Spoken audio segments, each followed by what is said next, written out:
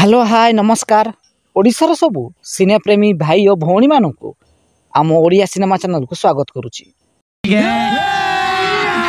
अभी मजा आएगा ना भिड़ो।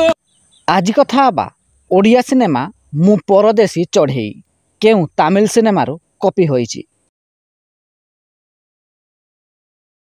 2012 मसीह रिलीज होइतिला एक तमिल सिनेमा जार ना रही 3। एही सिनेमार मुख्य भूमिका रे धनुष अभिनय करथिले।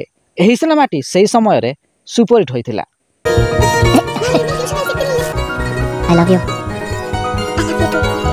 एहार दीर्घ 8 वर्ष परे अर्थात 2020 मसीह रिलीज होइतिला ओडिया सिनेमा मु परदेशी चढ़ई।